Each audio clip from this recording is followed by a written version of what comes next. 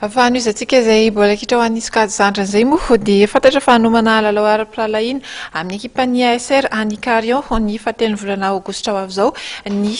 sekolin'ny baolina kitra net foot. Izany ireo ankizy kely izay mbola tsy dia niatrika fifaninana federaly moa no tena homena lanja amin'ity lalao ity araka ny fanazavana. Ao ihany koa ny lalao fampisehoana izay arahana amin'ny ray aman-dreny ireto katita kely ireto fanazavana indrindra hoentin'ny Rivomanantsoa tompona andraikitra ao amin'ny net foot. Ny zavatra karakarain'ny net foot moa zany dia karazana hoe match de gala izay anasana ny école rahalahy ASR. Izy io dia karaha ompitosany Karion ka ny tena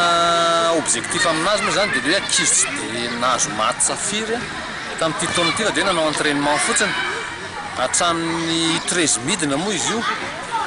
dia reny ankizy reny mihitsy no nomena match zany ny karazana fanakalozana traikefa entre ny école anankiroa zany le 3 io ny anankiray ngeza be mety manamarika anazy koa dia nifandraisan'ny ray aman-dreny anjara match na ny ray zany na ny reny amin'ny fotoana io dia misy match fanandrinan'ny net foot sy ny